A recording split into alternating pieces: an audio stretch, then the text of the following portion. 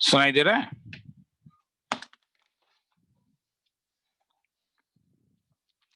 सुनाई दे रहा है? Yes sir.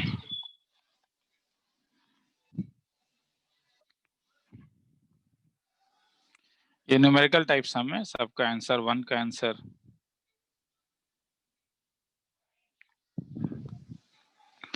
4.24 है, 2 का आंसर 49.00 है, 3 का आंसर 60 है, 4 का आंसर 50 है, 5 का 4 है, 6 का 0 है, 7 का 493 है, 8 का 5.94 है।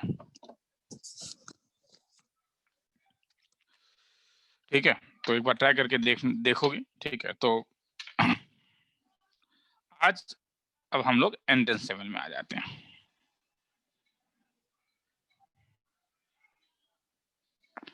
Entrance level straight line.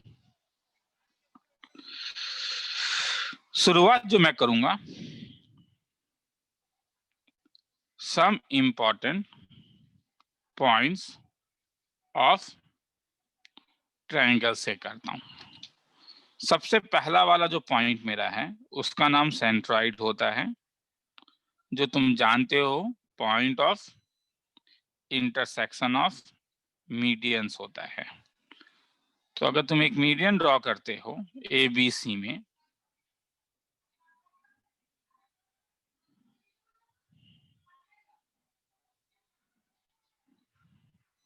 ये पॉइंट एम है, ये पॉइंट एन है, तो ये जहां पे इंटरसेक्ट करता है उसे सेंट्रॉइड कहते हैं, और सेंट्रॉइड 2:1 के रेशियो में डिवाइड करता है। नंबर 2 जो है वो सरकम सेंटर है।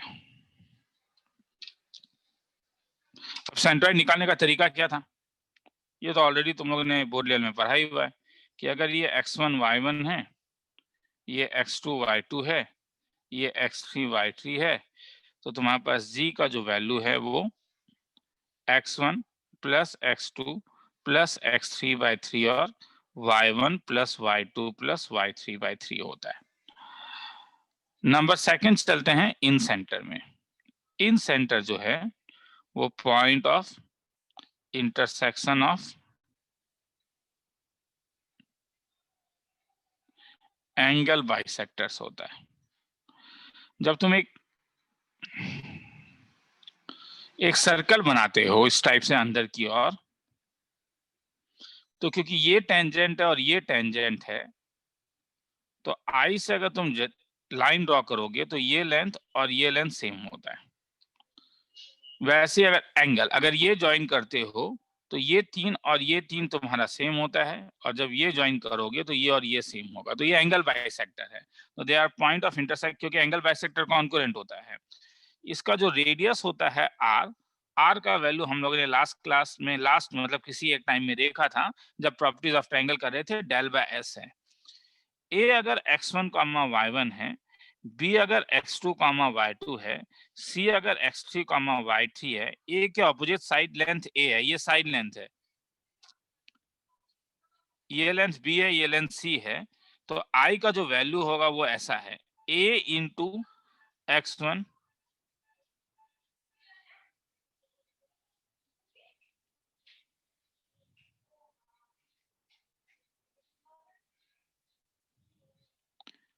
a प्लस बी प्लस सी।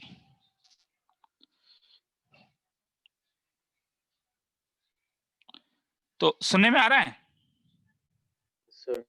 हाँ, तो a के a इंटू x1 अपोजिट वाला, ठीक है। रीजन क्या है मैं दूंगा, अभी घबराओ मत, हाँ अभी मैं दूंगा, वो चीज मैं दे रहा हूँ। तो इसका निकालना है, तो इन सेंटर का निकालने के लिए क्या है, a उसका अपोजिट कोऑर्डिनेट x1 है, तो a x1 से मल्टीप्लाई हो रहा है, b x2 से मल्टीप्लाई हो रहा है, c x3 से मल्टीप्लाई हो रहा है, तो ये a x1 b x2 c x3 by a plus b plus c, a y1 plus b y2 plus c y3 by a plus b plus c। Reason क्या है, रीजन एंगल बाइसेक्टर का एक property तुम लोगों ने RD. Sharma में class 9th में अगर देखा होगा तो सही है, और नहीं देखा है तो ये याद रखो, एंगल बाइसेक्टर का बड़ा एक सुंदर सा प्रॉपर्टी है कि अगर तुम एक एंगल बाइसेक्टर खींचते हो AM, तो M BC को किसी रेशियो में डिवाइड करता है, C का अपोजिट वाला C, B का अपोजिट वाला B, तो M डिवाइड्स अगर AM मेरा एंगल बाइसेक्टर है, अगर AM मेरा एंगल बाइसेक्टर है तो M divides BC in ratio C/B हर समय। हाँ, मतलब BM डिवाइडेड बाय MC का जो रेशियो होगा वो हर समय AB बाय AC का रेशियो होगा। किसी को लिखना है तो लिख लो, फिर इतना लिखो क्योंकि काफी कुछ आज लिखना होगा तुम लोग को। हाँ, आज के क्लास में थ्योरी थोड़ा ज्यादा होगा रे, लिखना है तो लिख लो।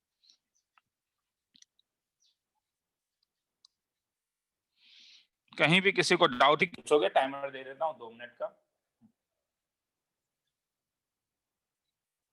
आज के क्लास में थोड़ा सा ज्यादा लिखवाऊंगा, पहले ही बोल रहा हूँ, और 1-2 जगह प्रूफ को स्किप करूंगा। हाँ,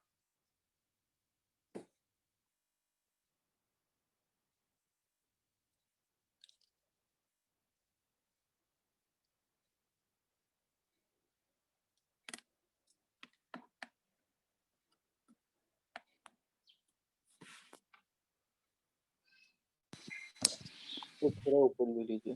ठीक है, ले ले लो।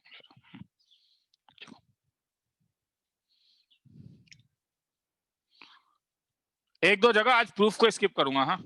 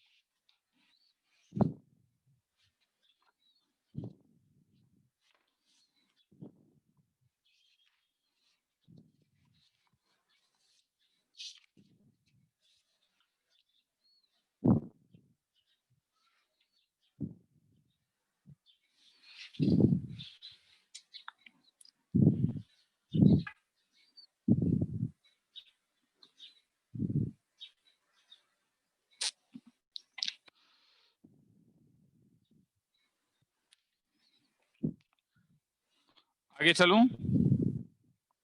सर रुकिए थोड़ा। ठीक है, आज थोड़ा सा बोर हो गया, आज ही बोर हो गया। हाँ, नेक्स्ट क्लास में नहीं, आज थोड़ा सा बोर हो सकते हो।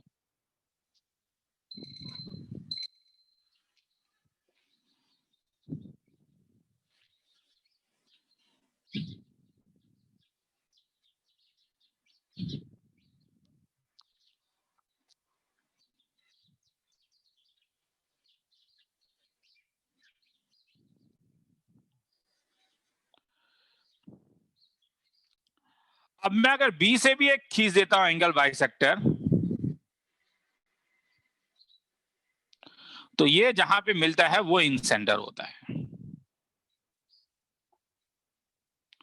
और AI इस टू IM का भी एक फॉर्मूला है, B + C इस टू A। तो अगर ये दोनों सेक्शन फार्मूला लगाओगे तो प्रूफ आ जाएगा, तो इसलिए मैं प्रूफ में नहीं जा रहा हूं, केवल सेक्शन फार्मूला लगाना है। पहले तुम M निकालोगे क्योंकि तुम्हें B पता है, तुम्हें C पता है, M तुम्हें मालूम है ये कौन से रेशियो में डिवाइड करता है। अगर M पता हो गया, A पता हो गया, तो AI इस टू IM के कारण B + C इस टू A में तुम I का वैल्यू निकाल सकते हो। तो प्रूफ खेला खत्म, प्रूफ में मैं नहीं जाऊंगा।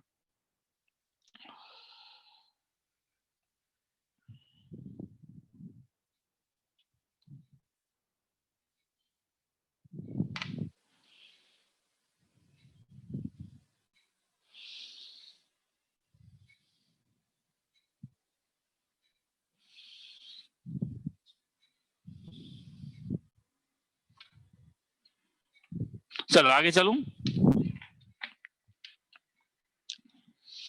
तो कभी कभी तो डायरेक्ट ऐसा सम आता है। ठीक है, fine in centre of triangle whose vertices are A4, -2, B -2, 4, and C 5, 5। तो अगर ऊपर तुमने कॉपी में लिखा है तो बोलोगे क्या निकालना होगा?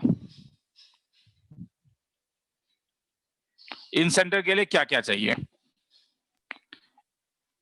इन सेंटर का फॉर्मूला था ax1 plus by1 x2 ax2 plus by2। तो पहले a निकालो, a मतलब ये bc का लेंथ है, तो bc का लेंथ तुम्हारे पास root over of 5 + 2 7 square plus 1 square 50 तो 5√2।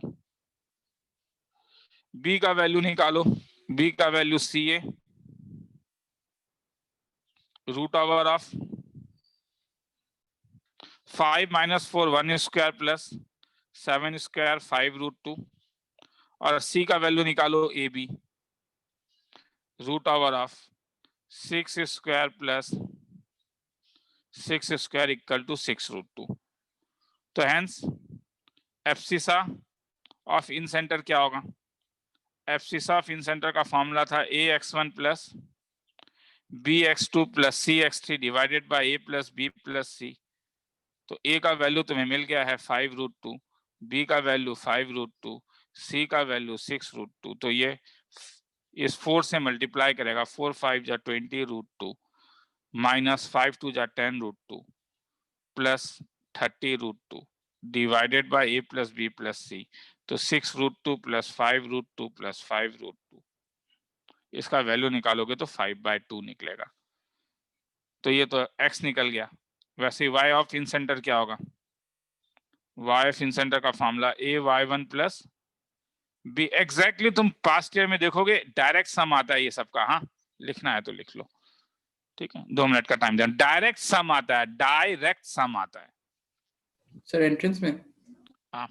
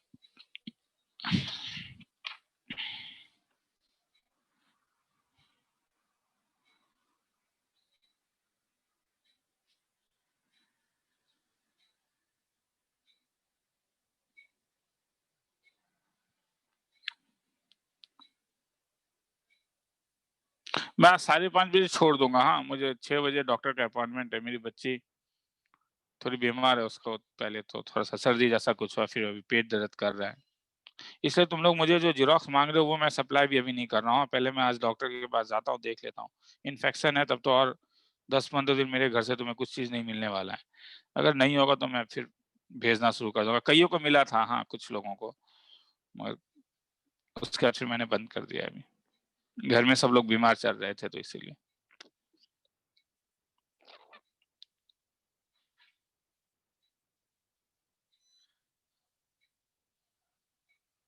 चलो आगे। हाँ सर। चलो, तो जैसा सर आप एंगल फर्स्ट बाय, पेज हाँ सर। प्रॉब्लम, हाँ दिखा सकता हूँ। क्या फर्स्ट पेज में क्या हाँ सर, वो लास्ट का एक लाइन दिखना था। लिख लें?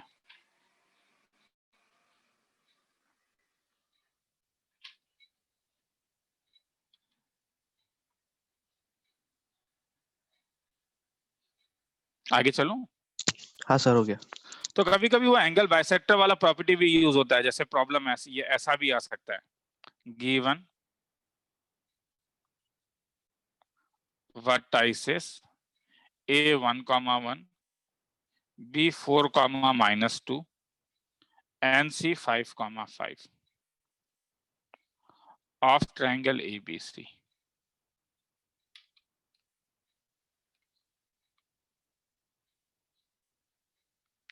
तो find the equation of perpendicular dropped from C to the interior bisector of angle A. जो प्लेन ज्योमेट्री का रिजल्ट है उसे प्रूफ नहीं कर रहा हूं रे, क्योंकि क्यों वो A to B के रेशियो में डिवाइड कर रहा है, वो सिमिलर ट्रायंगल से आता है, वो प्लेन ज्योमेट्री का रिजल्ट है। गिवन वर्टाइसेस, और एक दो जगह प्रूफ स्किप करूंगा, पहले ही बोल रहा हूं। Given vertices ABC of triangle ABC, find equation of perpendicular dot from C to the interior bisector of angle A.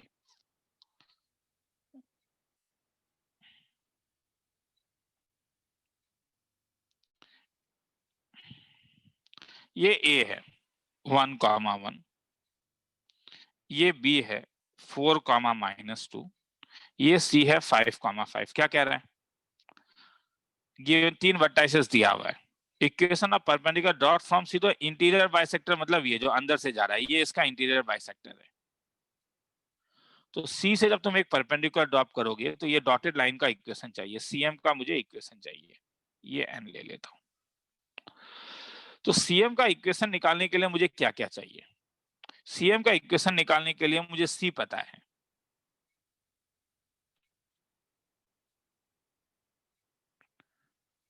तो बस मुझे सीएम का स्लोप चाहिए। तो सीएम का स्लोप तो अभी डायरेक्ट नहीं पता चलेगा, मगर अगर मुझे एएन का स्लोप मिल गया तो मेरा काम हो गया या नहीं? Yes, sir. अगर मैं एएन का स्लोप निकाल लेता हूं, अगर मैं इसका स्लोप निकाल लेता हूं, अगर मैं बोलता हूं कि इसका स्लोप 5 है सपोज, तो इसका स्लोप क्या होगा? ये परपेंडिकुलर है, -1/5. तो इसका स्लोप निकालने के लिए ए तो मुझे मालूम है, मुझे एन नहीं पता है। मगर क्या तुम एन निकाल सकते हो? कोई रेशियो का फॉर्मूला दिया था? मैं जानता हूं कि एन मेरा इंटरनल एंगल बाइसेक्टर है। अभी कोई एक फॉर्मूला दिया था ऊपर, एंगल बाइसेक्टर विदाउट प्रूफ, कि N divides BC in ratio C is to B। तो C का वैल्यू निकाल, C का वैल्यू मतलब AB का लेंथ, AB का लेंथ निकाल, root over of 4 - 1, 3 square plus 3 square, 3√2। B का वैल्यू निकाल, AC root over of 5 - 1, 4 square plus 4 square, 4√2। तो इसका मतलब C/B जो होगा वो 3:4 होगा। तो क्वेश्चन क्या हुआ तब? B तुम्हें मालूम है 4, -2, मैं सेम डायग्राम को ड्रॉ कर रहा हूँ, इस वाले डायग्राम को। C मुझे मालूम है 5, मैं ये वाला डायग्राम दोबारा ड्रॉ कर रहा हूँ, ये डायग्राम ड्रॉ कर रहा हूँ, ठीक है। 5, और ये मुझे n चाहिए, तो n को ले लेता हूँ h, के। ये कौन से रेशियो में डिवाइड करेगा? C/B, मतलब 3:4। तो इसका मतलब h का वैल्यू क्या हो जाएगा? 3 × 5 प्लस 4 × 4 डिवाइडेड बाय 3 + 4, और k का वैल्यू क्या हो जाएगा? 3 × 5 माइनस 4 × 2 8 डिवाइडेड बाय 3 + 4। तो h का वैल्यू तुम्हारे पास हो जाएगा 5 × 3 = 15, 4 × 4 = 16, 15 + 16 सॉरी 16, 15 + 16 तो 31 डिवाइडेड बाय 7, और k का वैल्यू हो जाएगा 7/7 1। तो इससे तुम्हें n का वैल्यू मिल गया। n कितना मिला? 31/7, 1। अगर n ये मिला, a क्या मिला? 1, 1। तो स्लोप ऑफ an क्या मिला? 1 - 1/31/7 -1। तो स्लोप ऑफ an अगर 0 है तो स्लोप ऑफ cm कितना होगा? 1/0। ये समझ में आ रहा है क्यों? 0 का मतलब क्या हुआ? ये किसके पैरेलल है? स्लोप अगर 0 है तो वो किसके पैरेलल होता है? x axis. So, स्लोप अगर 0 है तो इसका मतलब ये पैरेलल टू x एक्सिस। तो अगर ये पैरेलल टू x एक्सिस है और तुम CM को जो खींच रहे हो, CM परपेंडिकुलर टू AM है, तो CM जो होगा किसके पैरेलल होगा? y axis. अब मैं एक छोटा सा चीज बोल रहा हूँ, कंफ्यूज मत करो। स्लोप में 1/0 होने से रियल नंबर की तरह बिहेव कर रहा हूँ। मुझे CM का इक्वेशन चाहिए, मुझे इक्वेशन ऑफ CM चाहिए। रियल नंबर की तरह बिहेव कराओ, कभी गलती नहीं होगा। स्लोप 1/0 मिला, C का वैल्यू तुम्हारे पास है 5, 5।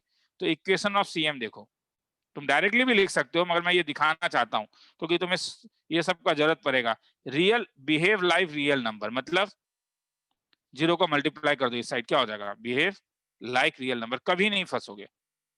तो अगर 0 से मल्टीप्लाई करोगे तो 0 टाइम्स ऑफ y - 5 = x - 5। इसका मतलब x - 5 = 0। तुम बोलोगे ऐसा डायरेक्टली पता चल रहा था पैरेलल टू y एक्सिस। हाँ, मगर अगर कभी भी एंगल उंगल अगर निकालने का मन है तो 1/0 को तुम रियल नंबर की तरह एलसीएम लेके काम कर सकते हो। डीपीपी में तुम्हें ऐसे सम्स मिलेंगे जहां पे इस चीज का जरूरत पड़ेगा, ऑलरेडी दे दिया गया है वो डीपीपी में वैसा सम्स। चलो किसी को लिखना है तो लिख लो, काफी लंबा सम था और कुछ डाउट है तो पूछोगे। तो आया समझ में? तो दो फेज है, एक ये फेज है कि 1/0 behave like a real number, आराम से यूज करवाओ, और दूसरा ये वाला है, किसी को लिखना है तो लिख लो। लंबा सम था, 3 मिनट का टाइम दे रहा हूँ।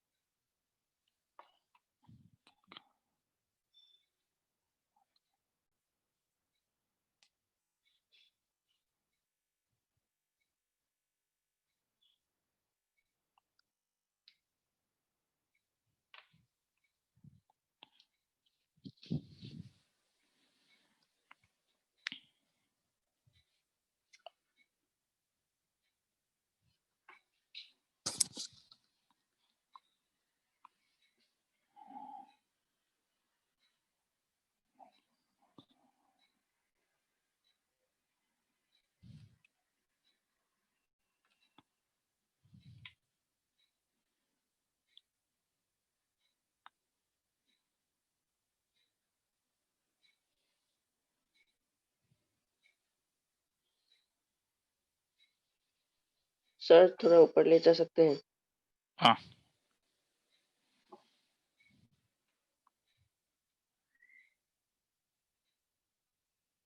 मुझे बोल देना, हाँ कोई लिख लेगा तो मैं नीचे करते हुए जाऊंगा।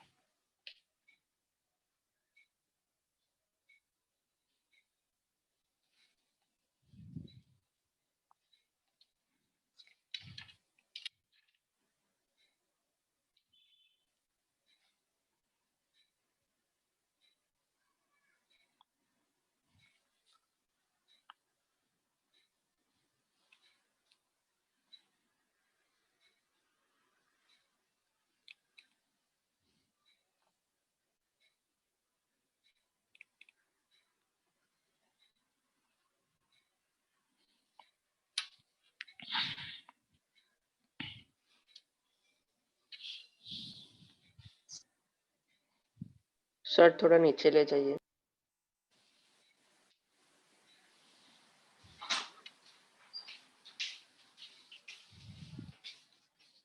2 मिनट लिखो। हाँ,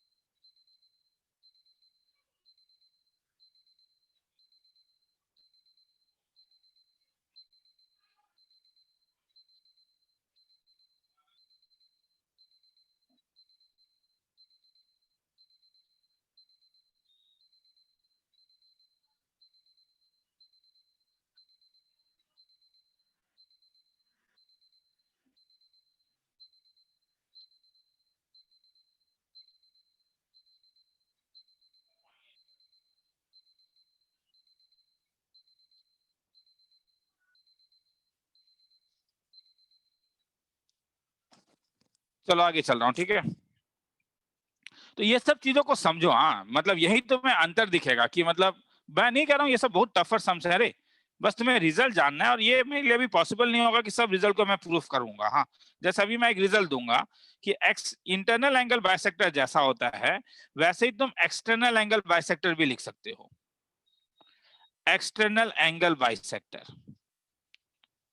अब एक्सटर्नल एंगल बाइसेक्टर जो होता है, इसका बहुत रियरली सम पूछा जाता है, या मैं अगर बोलूं कि अभी तक मुझे तो एक सम भी नहीं मिला है जहां पे यूज हो, मगर किताबों में रहता है ABC। तो ये जो था ये इंटरनल एंगल बाइसेक्टर था।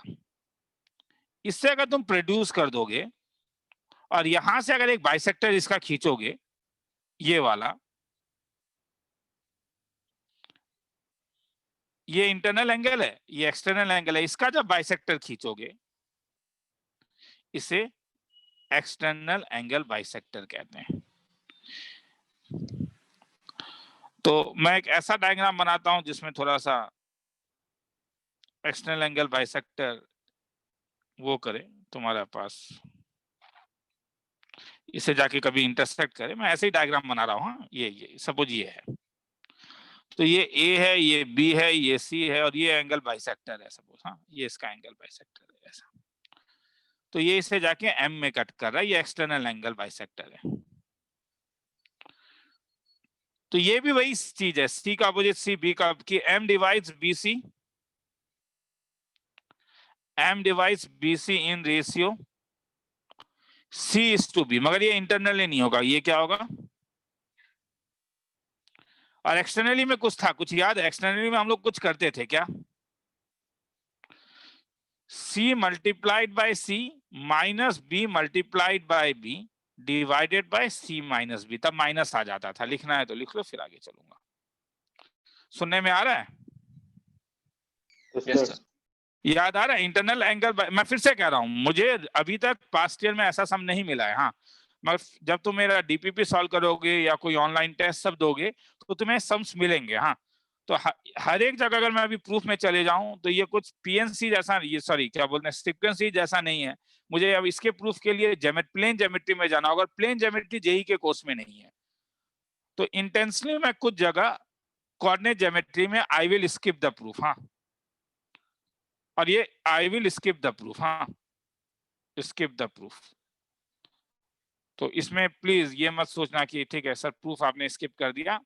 ठीक है, इन जनरल मैं मैक्सिमम टाइम जब प्रूफ स्किप करूंगा, इतना भी गारंटी देता हूं, बार बार ये बात नहीं बोलूंगा, वरना ये बोलने से क्या होता है, एक नेगेटिव व्यू आ जाता है, सर आप करा क्यों रहे हो, कि वो नॉर्मली जेई में नहीं आता है मगर ऑनलाइन टेस्ट सब में जरूरत पड़ता है, इसलिए करवा रहा हूँ।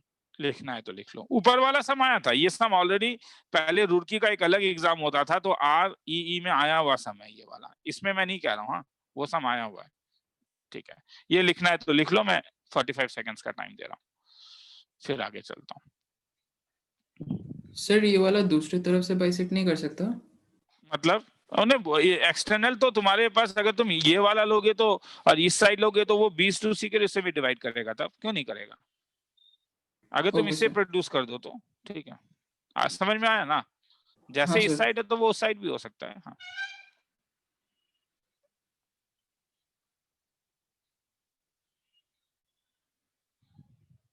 मैंने कोई एक बस ड्रॉ करके तुम्हें दिखा दिया है, आगे चलो।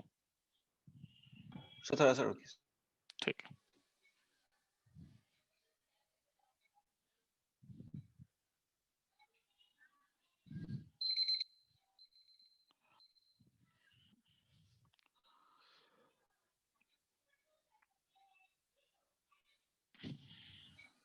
चलो अब आगे चलो। एक्स सेंटर बहुत रियली अभी तक तो मैंने सम देखा ही नहीं है, ना तो जेई मेंस में ना तो जेई एडवांस में, एक्स सेंटर के ऊपर। तुम ये काम कर, कभी कभी तुम ये काम भी कर सकते हो कि तुम्हारे पास ए बी सी अगर है तो तुम ए को प्रोड्यूस कर दो, बी ए सी को प्रोड्यूस कर दो, तो ये एक्सटर्नल बाइसेक्टर खींचो। ये दो एक्सटर्नल बाइसेक्टर मैंने खींचा और ये एक इंटरनल बाइसेक्टर मैंने खींचा। ये इंटरनल बाइसेक्टर है और ये दो एक्सटर्नल बाइसेक्टर है। ये जिस पॉइंट पे मीट करता है ये भी एक सर्कल का सेंटर होता है जो इन्हें बाहर की ओर टच करता है। ठीक है, तो ये अच्छे से नहीं बना, यहाँ पे बस मैंने समझाया है। अच्छे से नीचे छोटा सा एक डायग्राम बना देता हूं। मतलब अगर तुम ट्रायंगल ऐसा बनाते हो, इसे तुम इन सेंटर कहते हो, इस वाले को।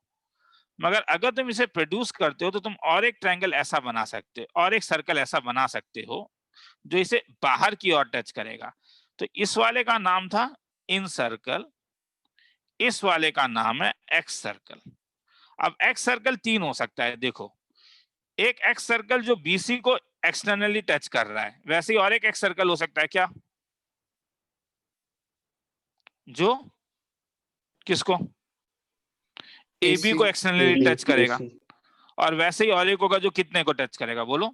तो there are one incircle and there are 3 excircle. अब मैं जैसे इसका फॉर्म, इसे आईए बोला जाता है, क्यों, क्योंकि ए का इंटरनल बाइसेक्टर है, बीसी को टच कर रहा है, तो आईए का जो फॉर्म होता है वो ये होता है एक्स। एकदम कंफ्यूज मत होना, हाँ ज्यादा तुम बोलोगे सर एक 4 सम करवाइए, एकदम मीनिंगलेस हो जाएगा रे। बस तुम्हें ये सब दिखे कभी मेरे टेस्ट सीरीज में या ऑनलाइन कहीं का टेस्ट दे रहे हो तो तुम कंफ्यूज ना हो, उसी लिए करवा रहा हूँ। आईए का वैल्यू तुम लोग को आज तो हो सकता है कि मैं देखता हूँ अगर डॉक्टर के पास जाके सब कुछ ठीक ठाक रहा तो मैं बना ही रहा हूँ आर्चाइव, तुम लोग को आज रात तक आर्चाइव मिल जाएगा, नहीं तो कल तो मिल ही जाएगा स्ट्रीट लाइन का आर्चाइव। तो आईए का ये ऐसा होता है, देखो ये ए है, तो ए क्योंकि ए के अपोजिट है, ये बी है और ये सी है, तो ए के अपोजिट है तो हम इसे ए के साथ x1 लेते हैं, मगर बाकी सबके साथ माइनस दोगे, divided by a minus B minus C. वैसे ही ये आई ए का कोऑर्डिनेट है, वैसे ही a के साथ y1 y2। मैं फिर से रिक्वेस्ट कर रहा हूं, हाँ एकदम रिक्वेस्ट कर रहा हूं कि ये सब चीज के कारण मत बोलना सर एक्स सेंटर समझ में नहीं आया इसलिए चीजें टफ है। गारंटी दे रहा हूं कि तुम लोग जिस बार यही दोगे नहीं मिलेगा, गारंटी दे रहा हूं, ठीक है, क्योंकि अभी तक तो नहीं आया है, लिखना है तो लिख लो।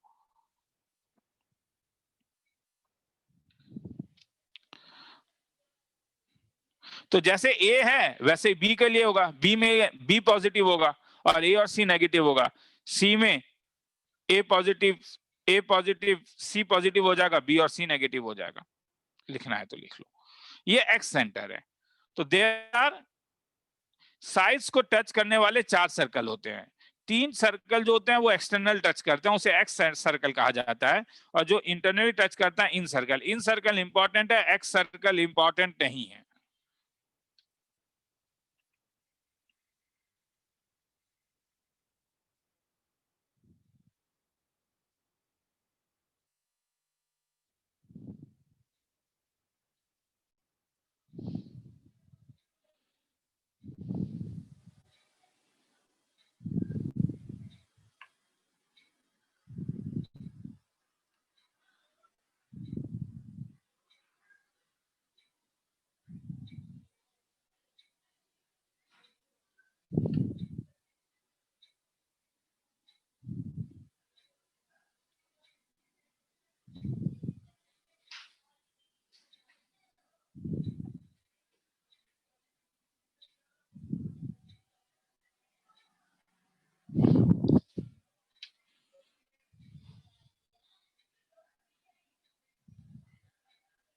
उस टाइमर तो ठीक है, आगे चलूं? हाँ सर। ठीक है, रुक जाता हूँ, कोई रुकने बोल रहा है तो।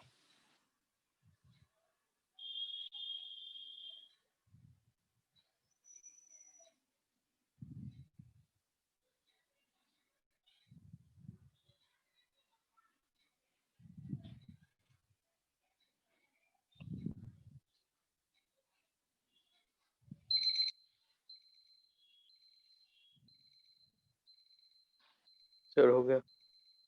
चलो 2 मिनट रुको।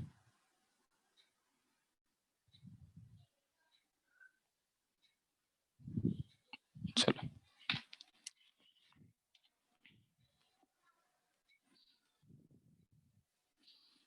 उसके बाद आता है सरकम सर्कल। जब कोई भी ट्रायंगल ड्रॉ करते हो तो ये 3 नॉन कोलिनियर पॉइंट से एक सर्कल पास करेगा, इसे सरकम सर्कल कहते हैं। हम जानते हैं कि अगर हम सर्कम से परपेंडिकुलर ड्रॉप करें तो वो इसे बाइसेक्ट करेगा,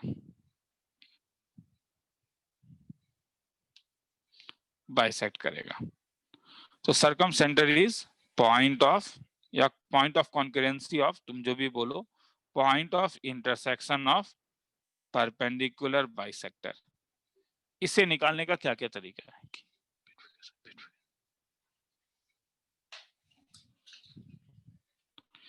A x1 y1 B x2 y2 C निकालने का तरीका क्या है? O को तुम H कॉमा K ले लो, क्या OA और OB का लेंथ सेम होगा, हाँ या ना? O सेंटर है, हाँ यस सर। क्योंकि OA भी Yes, sir. रेडियस होगा, सर्कम रेडियस, OB भी कैपिटल R और OC भी R। तो OA is equal to OB मतलब OA square equal to OB square ले लो, क्योंकि is equal to radius square, ये एक इक्वेशन देगा। और वैसे ही OA square equal to OC square, ये तुम्हें एक देगा। तो ये HK में तुम्हें दो लीनियर इक्वेशन देगा, दोनों को सॉल्व कर देना, मैं उसमें इंटरेस्टेड नहीं हूँ, सॉल्व करके देख लेना, ठीक है। तो इसे यूज करने से तुम्हारा निकल जाता है सरकम सेंटर।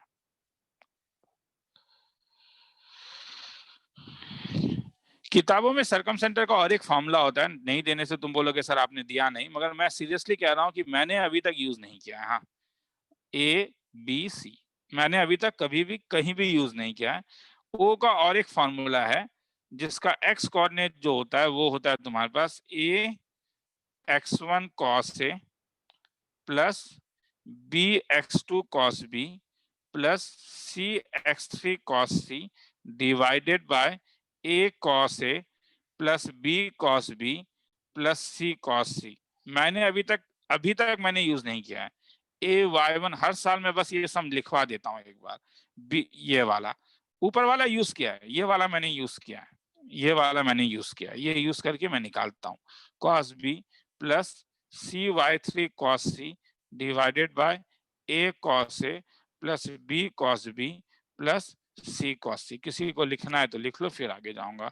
तो मैं ये वाला इररेलेवेंट लिख देता हूँ और ये वाला इंपॉर्टेंट लिख देता हूँ, क्योंकि दो दो फॉर्मूला है तो रिवीजन के टाइम में तुम्हें लग सकता है। नीचे वाला जो इररेलेवेंट है वो मेरा पर्सनल एक्सपीरियंस कह रहा है और कुछ नहीं।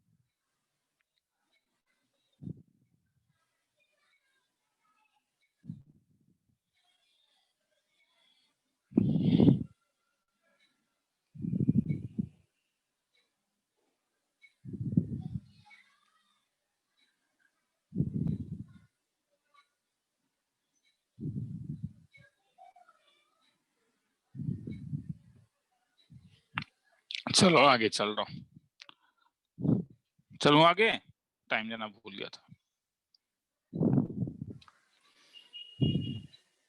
बोल देना हो जाने से।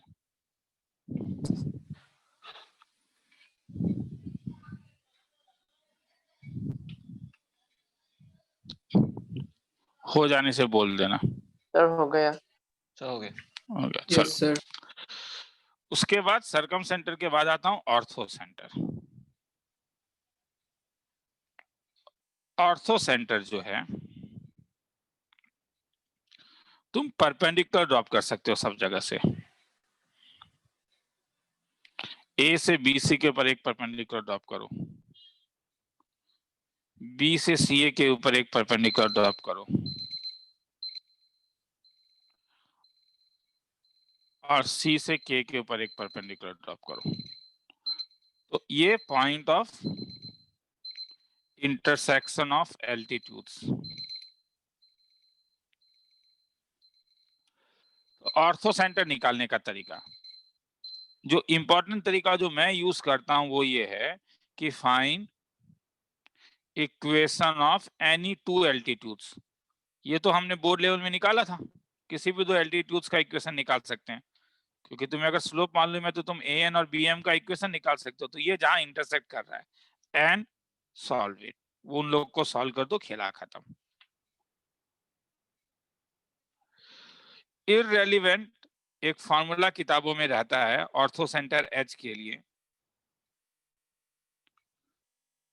x1 tan A plus x2 tan B plus x3 tan C divided by tan A plus tan B plus tan C, y1 tan A plus y2 tan B plus y3 tan C divided by tan A plus tan B plus tan C। लिखना है तो लिख लो।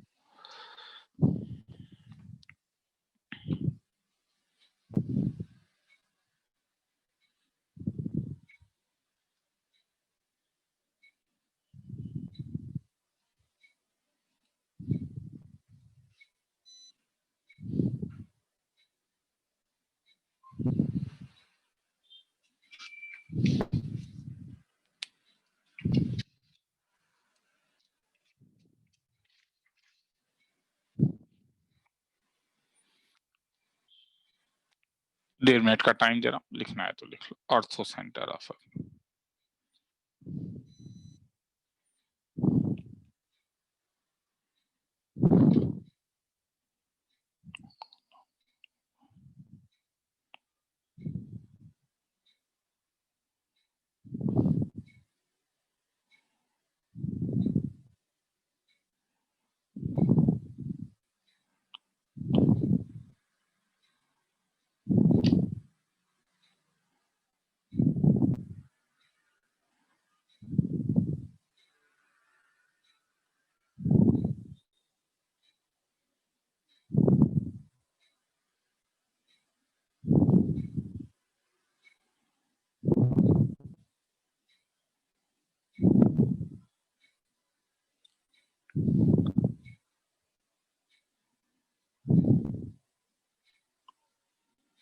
आगे चलूं? Yes sir. Sir थोड़ा रुकिए।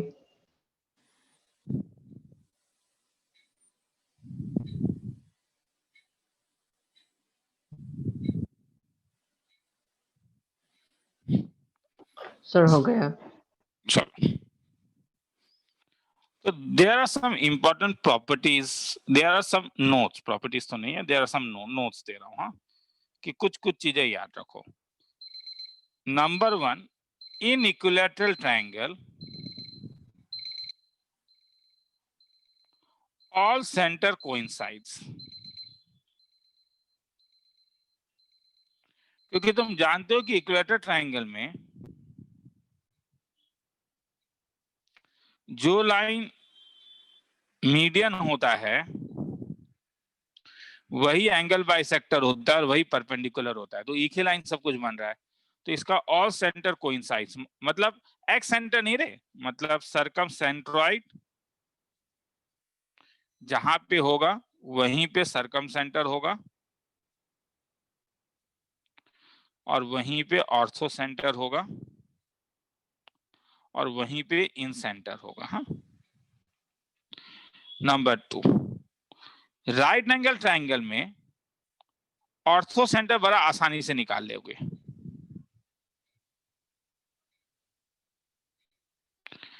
क्योंकि ये एंगल 90 डिग्री है। तो ए से अगर बीसी के ऊपर एल्टीट्यूड खींचोगे तो ये खुद ही एल्टीट्यूड है, तो दोनों एल्टीट्यूड बी में मिल रहा है, तो बी जो होगा वो ऑर्थो सेंटर होगा राइट एंगल ट्रायंगल में, इन राइट एंगल ट्रायंगल। और जब अगर तुम एक सर्कम सर्कल खींचोगे 90 डिग्री होने के कारण एसी क्या होगा? डायमीटर। और इसलिए एसी का जो मिड पॉइंट होगा, मिड पॉइंट ऑफ हाइपोटेन्यूज जो होगा वो सर्कम सेंटर होगा। इसीलिए मिड पॉइंट ऑफ हाइपोटेन्यूज का जो डिस्टेंस होता है वो तीनों से सेम होता है। किसी को लिखना है तो लिख लो, फिर आगे चलेंगे। मैंने आज कहा ही है, आज लिखाऊंगा ज्यादा, मैंने पहले ही बोला है तुम लोग को।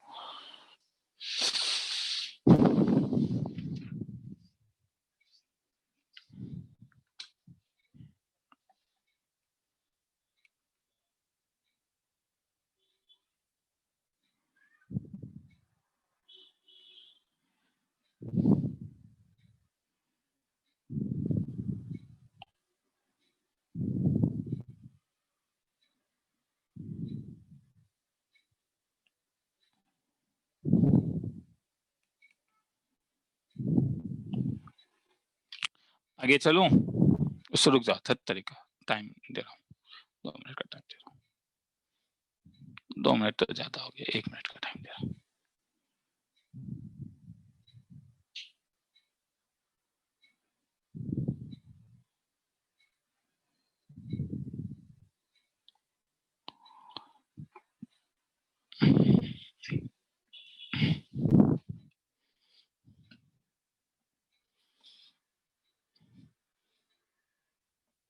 आगे चलूं? Yes sir. चलो, एक्सेप्ट इक्विलैटरल ट्रायंगल, ये इसे यूलर्स लाइन का कॉन्सेप्ट कहते हैं, प्रूफ मैं नहीं दूंगा। Except equilateral triangle, equilateral triangle में नहीं, क्योंकि हम इक्विलैटरल ट्रायंगल में जानते हैं कि तुम्हारा सर्कम सेंटर, ऑर्थो सेंटर सब जो होता है वो एक ही होता है। तो एक्सेप्ट इक्विलैटरल ट्रायंगल, सेंट्रॉइड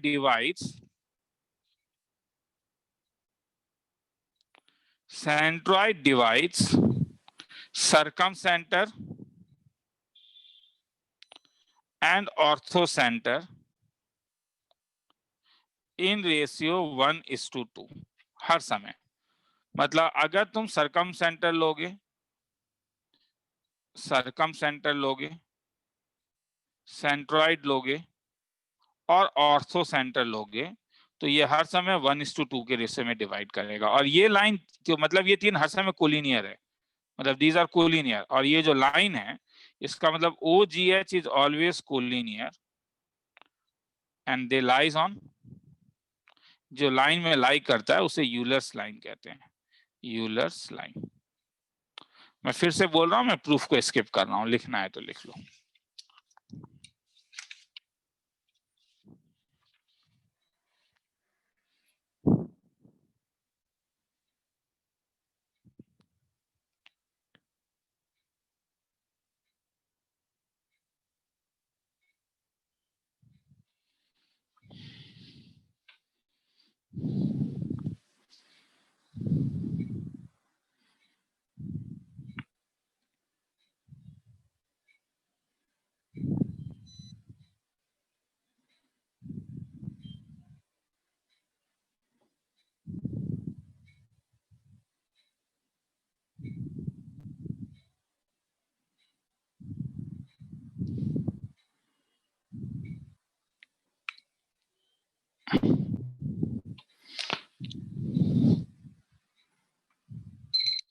आगे चलूं? रुकिए थोड़ा।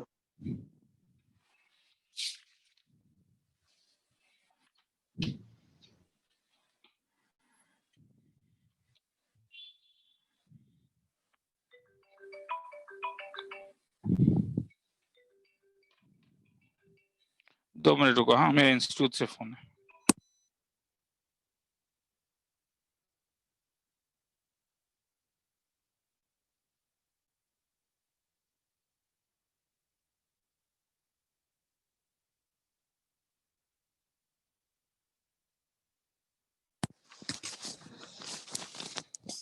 आगे चलूं?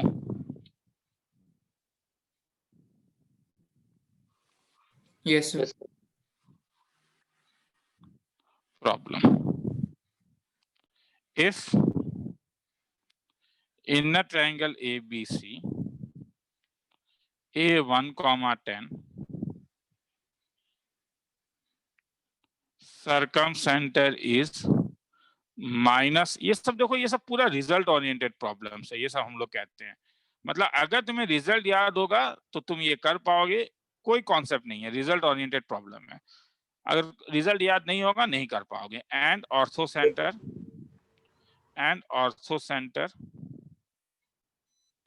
11/3, 4/3, then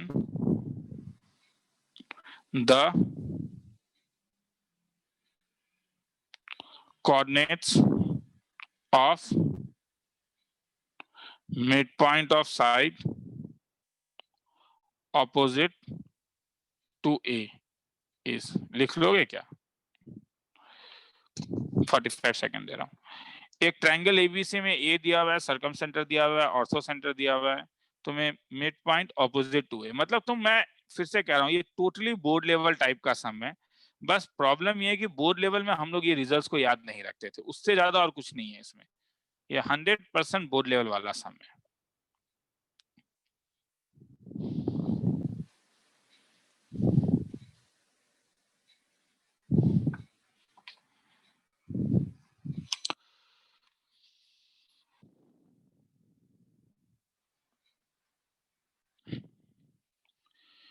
If in triangle ABC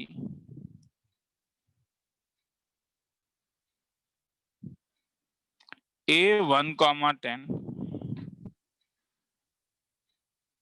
और क्या पूछा, then coordinate of mid point side opposite to A, मतलब बी और सी का मिड पॉइंट पूछ रहा है। अब बी एंड सी का अगर मिड पॉइंट पूछा है तो ध्यान से देखो, अभी मैंने एक रिजल्ट दिया था कि अगर तुम सेंट्रॉइड निकालोगे तो तुम्हारा काम हो जाएगा, क्योंकि तुम जानते हो सेंट्रॉइड जो है वो उसे कौन से रेशियो में डिवाइड करता है,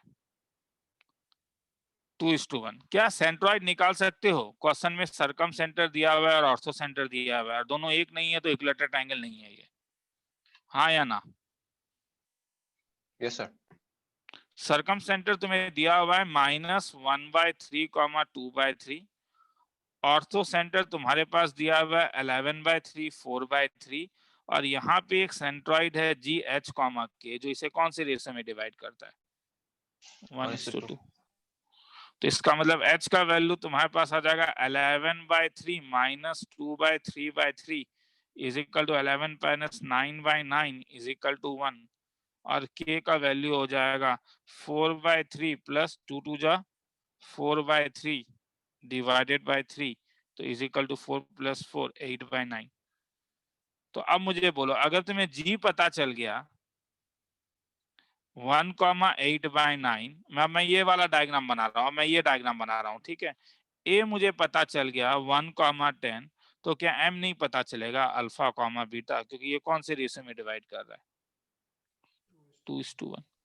तो इसलिए अगर मैं x कोऑर्डिनेट को लूंगा तो 1 का जो वैल्यू होगा, ये जो 1 का जो वैल्यू होगा वो होगा 2 × अल्फा + 1 × 1 डिवाइडेड बाय 2 + 1, और y का जो वैल्यू होगा 8/9 is equal to 2 × beta + 1 × 10 divided by 2 + 1। किसी को लिखना है तो लिख लो, फिर आगे चलूंगा। तो समझ में आया? मैं दोबारा पूछ रहा हूँ, ये 100% रिजल्ट ओरिएंटेड सम है, ठीक है। तो तुम्हें दिमाग में रिजल्ट्स को याद रखना पड़ेगा। यही रीजन है कि मैं इतना डीपीपी बोर्ड लेवल में जो तुम्हें मैं सब कुछ को छोड़ के, सीक्वेंस सीरीज, क्वाड्रेटिक, सबको छोड़ के तुम देख रहे हो कि लास्ट 2 हफ्ते से मैं केवल स्ट्रेट लाइन का डीपीपी जो तुम्हें दे रहा हूँ बीच बीच में। रीजन यही है कि अब मेरा मेन ये टॉपिक, अगर तुम्हें स्ट्रेट लाइन में तुम अगर सोचना सीख जाओगे तो हो सकता है कि सर्कल उठकर में सोचने में आसानी हो। एकदम अलग टाइप का टॉपिक है यहाँ पे। तुम्हें रिजल्ट्स याद रखना होगा, तुम्हें लंबे लंबे सम्स होते हैं, सॉल्व करना होगा, कैलकुलेशन मिस्टेक होने का चांस काफी ज्यादा होता है पॉइंट ऑफ इंटरसेक्शन निकालने में। मगर वही वाली बात है कि लास्ट जो मैंने अभी तक डीपीपी दिया है, मुझे याद नहीं है मैंने कितना डीपीपी दिया है स्ट्रेट लाइन का, मगर जितना भी डीपीपी दिया है, क्या तुमने किया है? तुम बोलोगे सर नहीं किया, सर जमा कर रहे हैं, तो ठीक है, उसमें झाल मुरी खा लेना। सोहम के बगल में, अरे अभी तो कोरोना का टाइम है, वो भी नहीं खा सकते। ठंडा पड़ेगा तो गरम सेक ले लेना उससे। मतलब बनाना होगा ना, मैं असाइनमेंट सीट दूंगा, तुम बैठ के रखोगे तो भैया नहीं होने वाला है। टाइम निकालना होगा बनाने के लिए, तभी जाके जब आजकल में तुम्हें पास्ट ईयर मिलेगा तो तुम उससे सम्स कर पाओगे। मैं ये नहीं कह रहा हूँ कि 10 में से 10 सम, 10 में हर दिन अगर 5-5 सम भी करते और अभी तक अगर मैंने 7 भी दिया है तो 7 बचे 35 तुम्हारे सम्स, मिनिमम 35 सम्स तुम्हारे हो जाते, ठीक है। और 10-10 होने से तो 70 सम हो जाते। आगे चलूं? हाँ क्या सर थोड़ा सर रुकिए। जूम कर दूं? नहीं सर, मतलब आप जो डीपीपी में दे रहे हैं हाँ सर, वो सम्स मतलब वो बन जा रहे हैं इजीली। हाँ, तो बन जा रहे हैं, तो इसलिए अब उसका अगर इजीली बन जा रहे हैं तो हो गया ना, चिंता नहीं है। अभी तक उसी लेवल में पढ़ाया है ना मैंने, आया समझ में? हाँ सर। अभी तक उसी लेवल में पढ़ा है, तो इसलिए अभी तक उसी लेवल का डीपीपी दिया है। अब मैं तुम लोगों को आज मैं इस लेवल में पढ़ा रहा हूँ, तो धीरे धीरे तुम्हें टफर लेवल में भी डीपीपी मिलेगा, चीजें भी मिल जाएंगे।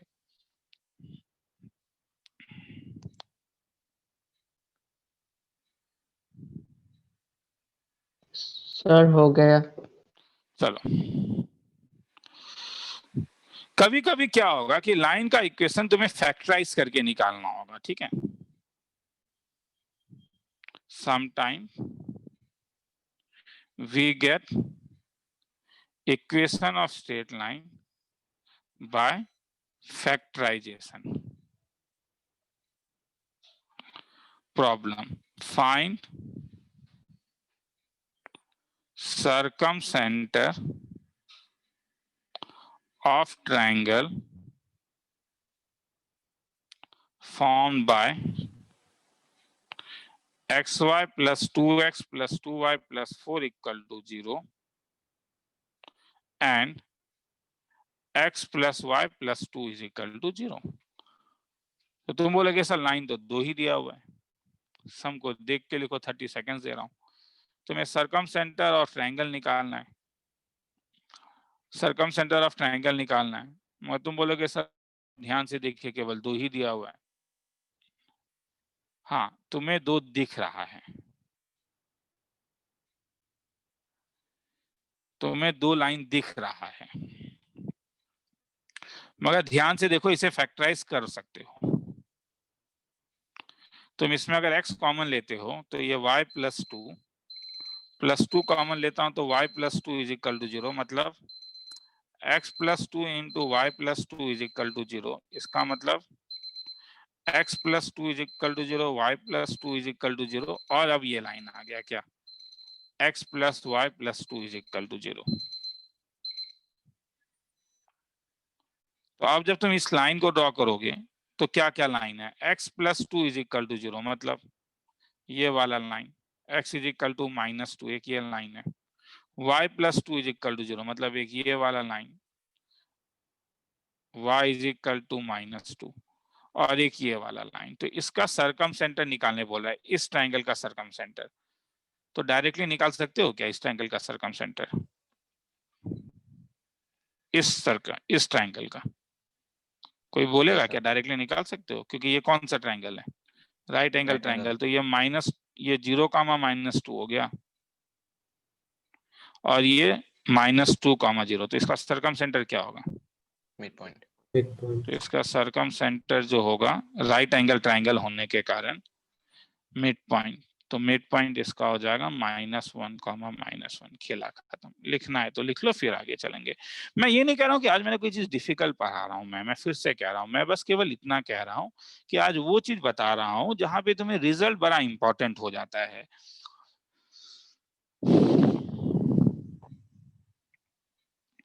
कि तुम्हें रिजल्ट्स को याद रखना पड़ेगा।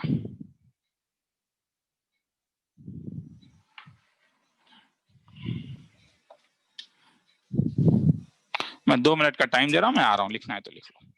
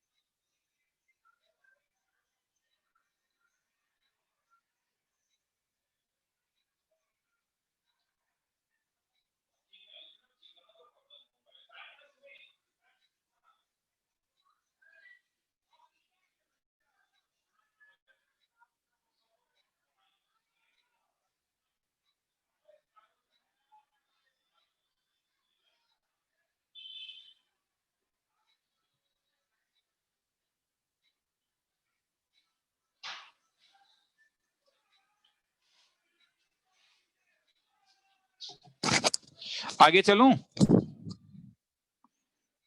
Yes sir. चलो, तुम्हें कभी कभी जरूरत पड़ता है हम लोगों को, ठीक है, कि जो अभी there are two types of coordinate, one is polar coordinate and one is Cartesian coordinate. बहुत रेयर जरूरत पड़ता है, मगर कभी कभी जरूरत पड़ता है। स्ट्रेट लाइन में ज्यादा जरूरत नहीं पड़ेगा या ऑलमोस्ट नहीं पड़ता है, जाके तुम्हें जरूरत पड़ता है, सर्कल्स में जरूरत पड़ता है ये सबका। मगर अभी तो मैं कोऑर्डिनेट सिस्टम सिखा रहा हूं, तो ध्यान से देख लो एक चीज को। तुम इस चीज को, जीरो कोई नया चीज नहीं है, तुम जानते हो ये चीज कि तुम अगर एक point P x comma y दिया है, तो जब तुम एक्स और वाई में लिखते हो तो इसे कार्टेशियन कोऑर्डिनेट कहते हो। मगर तुम एक्स और वाई को ऐसे भी तो दिखा सकते हो कि ओ से उसकी दूरी कितना है ये नाप लो आर, और ये एंगल कितना है ये नाप लो थीटा। तो क्या अब तुम एक्स को आर कॉस थीटा और y को r sin थीटा नहीं लिख सकते हो?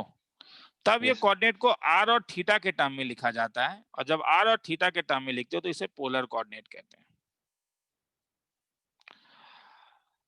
थीटा का जो वैल्यू है किसी भी कोऑर्डिनेट में हो सकता है, इसलिए वो 0 डिग्री से लेके 2 पाई तक रहता है, और r हर समय पॉजिटिव है क्योंकि वो डिस्टेंस है। मतलब अगर मैं तुमसे पूछूं कि किसी एक का polar coordinate p √3 comma pi by 3 है, तो उसका कार्टेशियन कोऑर्डिनेट कैसा दिखेगा? उसका कार्टेशियन कोऑर्डिनेट, इसका मतलब यहाँ पे तुम बोलोगे r का वैल्यू √3 है और थीटा का वैल्यू पाई बाय 3 है, तो x का वैल्यू r cos थीटा दिखेगा, मतलब √3 इंटू कॉस पाई बाय 3, तो इज इक्वल टू √3/2, और y का वैल्यू r sin थीटा दिखेगा, मतलब √3 इंटू √3/2, मतलब 3/2। तो पॉइंट तुम्हारे पास जो होगा वो √3/3/2 होगा। खेला खत्म। कभी कभी उल्टा भी रह सकता है, कभी कभी ऐसा दिया जा सकता है कि r square equal to sine 2 theta दिया हुआ है। ये कौन सा फॉर्म है? ये इसका पोलर कोऑर्डिनेट है। बोलेगा इसे चेंज करो कार्टेशियन में। अब पोलर से कार्टेशियन में चेंज करने के लिए ध्यान से देखो क्या क्या है। r का जो वैल्यू है वो क्या है? r का लेंथ, ओ r ओपी का लेंथ है, तो r के बदले क्या लिख सकते हो? Root over of x square plus y square. Cos theta के बदले क्या लिख सकते हो? कॉस थीटा के बदले एक्स बाय आर, और साइन थीटा के बदले क्या लिख सकते हो? Y by r. तो अगर ये तुम्हें याद होगा तो यहाँ पे क्या कर सकते हो? आर स्क्वायर के बदले क्या लिख सकते हो तब?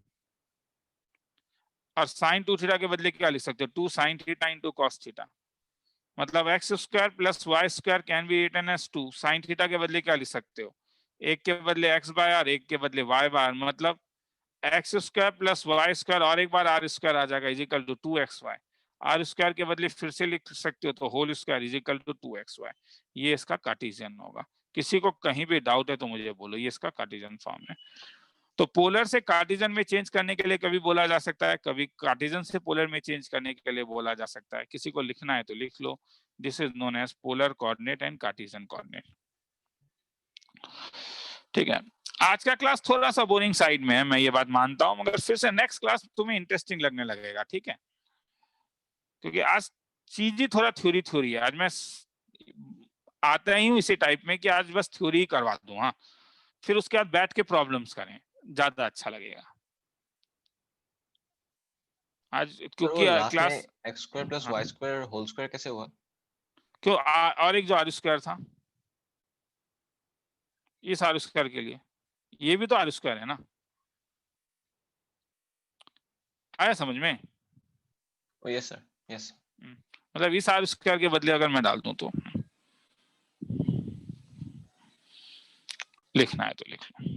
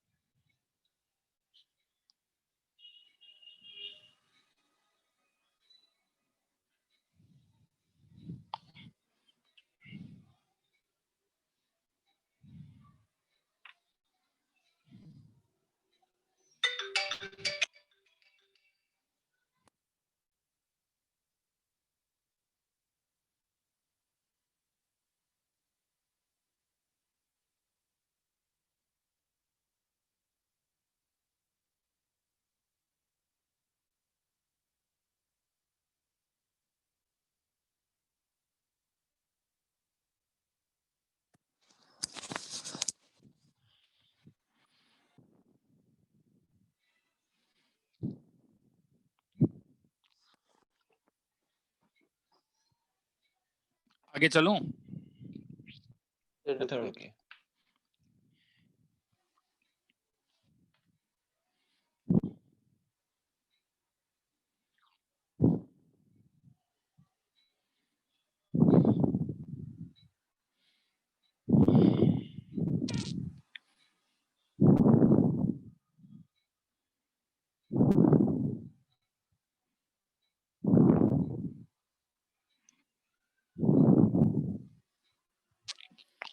चलो आगे चलूं?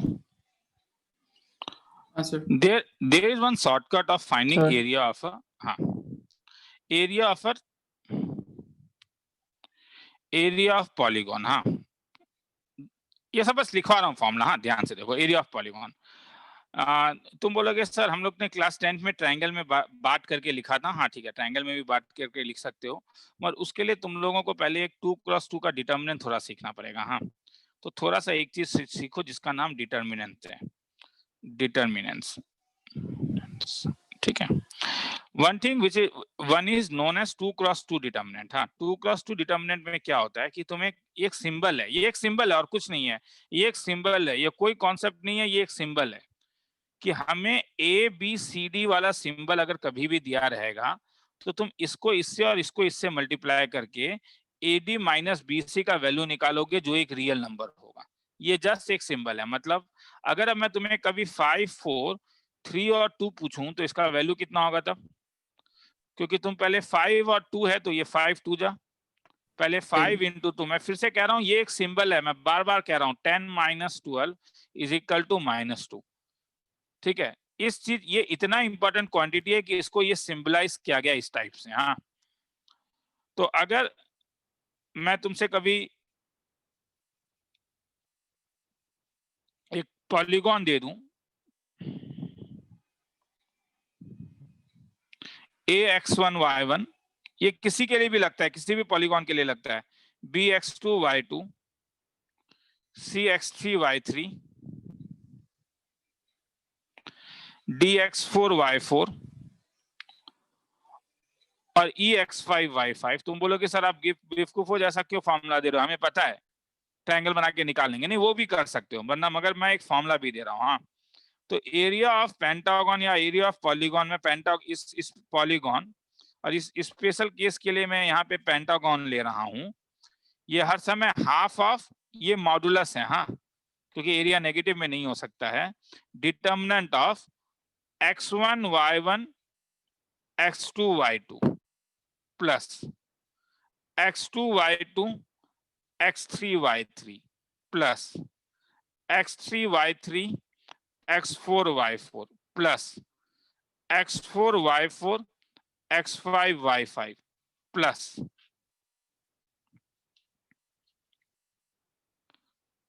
x5 y5 फिर से x1 y1, मतलब जहां से शुरू हुआ वहां पे खत्म हो जाएगा। अब तुम इसका वैल्यू निकाल के दिखा सकते हो। ठीक है, इसका वैल्यू अब निकाल सकते हो सबका। ये देखो, बस इतना चीज याद रखो कि जहां से ये शुरू होगा वहीं पे जाके ये खत्म होगा। और साइक्लिक ऑर्डर है 1 2 2 3 3 4 4 5 5 1। अगर n के लिए होता तो ये n के लिए जाएगा। तो अगर अब मैं तुम्हें कभी अब पूछूं कि ऐसा एक पॉलीगॉन है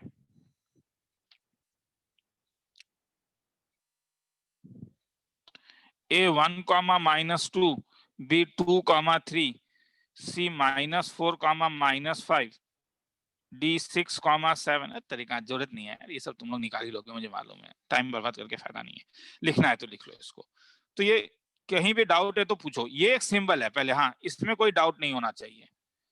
और सर ये कहां से आया, इसका कुछ ऐसा खास प्रूफ नहीं है। ट्रायंगल बना के जो तुम्हें एक्सप्रेशन मिलेगा, इसका जो एक्सप्रेशन मिलेगा वो सेम है, तो दोनों का एक्सप्रेशन सेम होता है।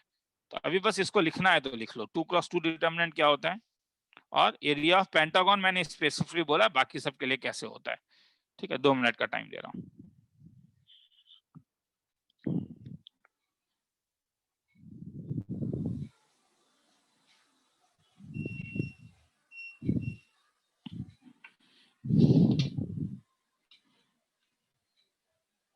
कहीं भी कोई डाउट है तो बोलोगे। एनगॉन के लिए भी सेम ही होगा, मगर तब ऐसे n डिटर्मिनेंट्स बनेंगे।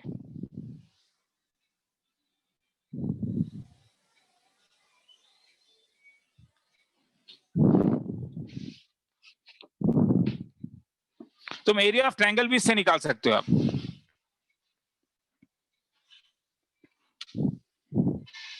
तुम्हें अगर अब कभी कोई एरिया ऑफ ट्रायंगल निकालने बोलेगा तो डायरेक्टली ये फॉर्मूला लगा सकते हो, A1, 2, B-4, 5, C3, -2। तो एरिया ऑफ ट्रायंगल क्या होगा बोलो?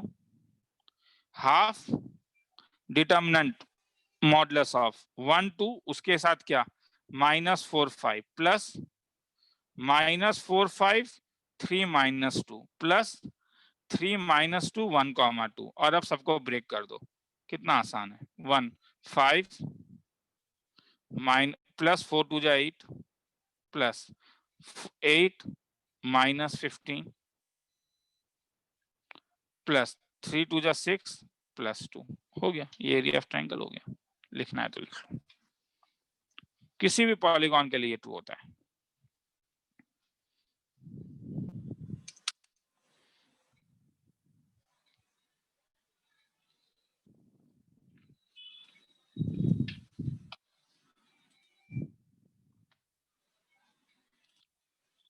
थोड़ा सा बोरिंग साइड में है आज का क्लास।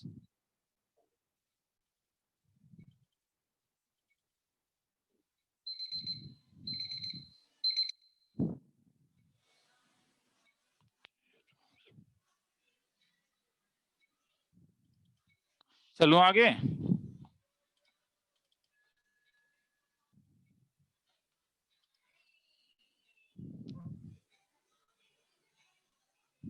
Yes.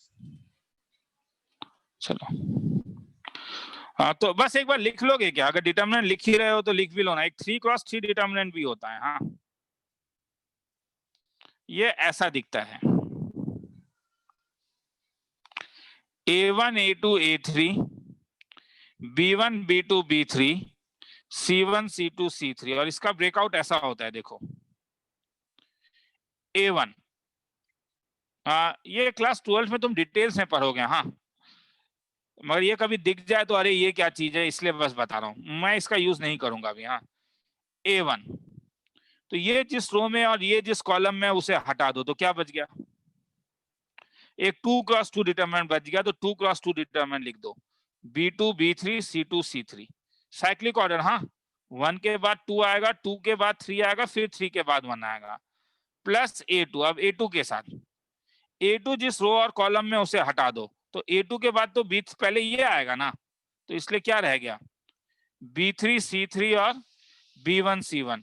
अगर माइक्रोफोन तुम लोग के पास है तो मुझे डायरेक्टली A3 में बोलोगे क्या होगा तब, अगर हटा दूं तो?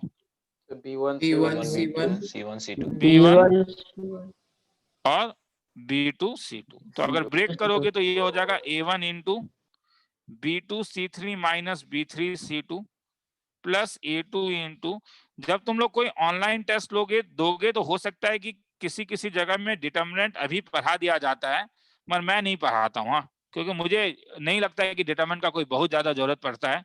मुश्किल से 1-2 सम में पड़ता है और उसके लिए मुझे अभी आधा घंटा देने का मन नहीं है। केवल ये लिखना है तो लिख लो, ताकि कभी मिले तो तुम्हें समझ में आ जाए ओ ये है। ठीक है,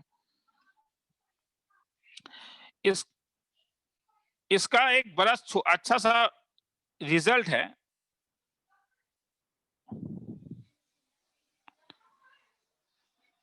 concurrency of triangle, concurrency of lines में एक रिजल्ट है। हाँ, उसमें ये यूज होता है। A1x plus B1y plus C1 equal to 0, A2x plus B2y plus C2 is equal to 0 और A3x plus B3y plus C3 is equal to 0। Congruent का मतलब क्या था याद है? मैंने बताया था कि तीनों कहां से पास करेगा बोलो? एक पॉइंट से। तो लाइंस आर कॉन्ग्रुएंट अगर होता है, अगर लाइंस आर कॉन्ग्रुएंट तो हर समय एक चीज होगा, जानते हो क्या? Determinant of A1 B1 C1 A2 B2 C2 और ये डिटर्मिनेंट हर समय 0 होगा, हर समय। तो सर कैसे यूज हो सकता है? तो अब यूज करोगे क्यों यार, डायरेक्टली सॉल्व करके भी यूज कर सकते हो। Find relation between M and N if x plus 2y plus 5 equal to 0, mx plus y minus 10 equal to 0, x plus n y plus m equal to 0 are concurrent, तो क्या होगा? अगर ये कॉन्कुरेंट होगा तो कंडीशन क्या बनेगा? 1 2 5 m1 minus 10 और 1 n m must be equal to क्या? 0। अब इसे ब्रेक करके एक रिलेशन निकाल लेना। मगर तुम बोलोगे ये नहीं करके सर ये दोनों को सॉल्व करके तीसरे में डाल देते हैं, वो भी तो हुआ। हाँ, आराम से वो भी कर सकते हो। किसी को लिखना है तो लिख लो 3 क्रॉस 3 डिटर्मिनेंट। एकदम जरूरत नहीं है, एकदम जरूरत नहीं है अभी ज्यादा जानने का।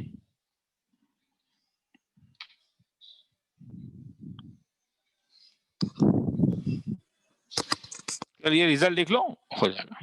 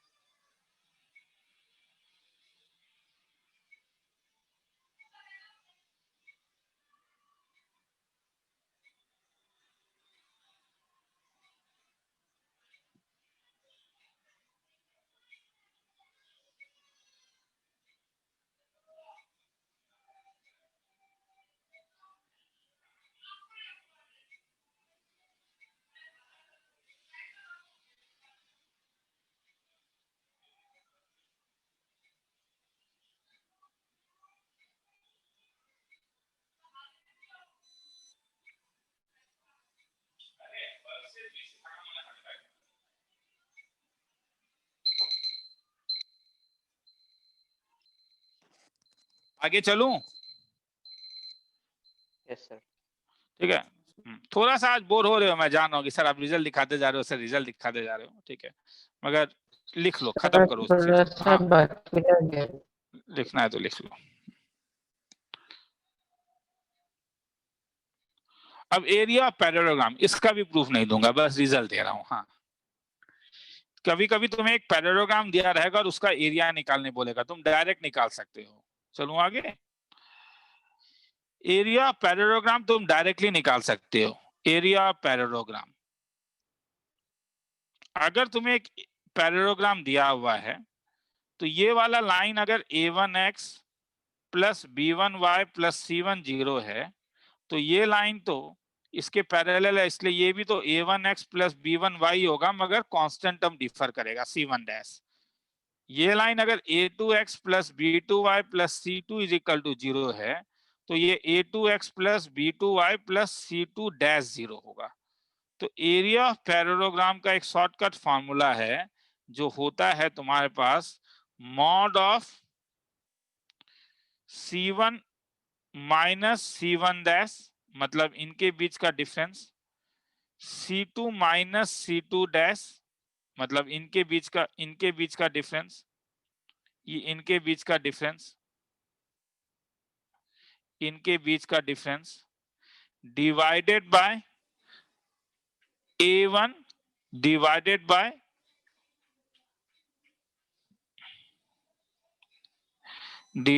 बाय मॉड ऑफ, अभी जो 2 क्रॉस 2 लिखा था, a1 b1 a2 b2, तो इसे अगर ब्रेक करोगे तो क्या लिख सकते हो? c1 minus c1 dash c2 minus c2 dash divided by A1 B2 minus A2 B1 का मॉड 2 स्टेप में निकल जाता है। जैसे अगर मैं बोलूं प्रॉब्लम फाइंड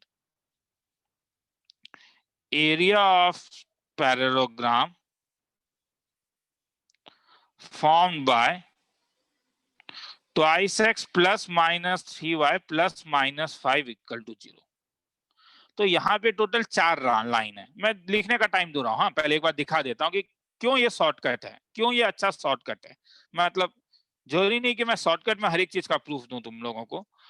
तो जैसा भी मैं 2-3 शॉर्टकट और भी दूंगा, आज तो हो सकता है नहीं हो पाया मेरे पास।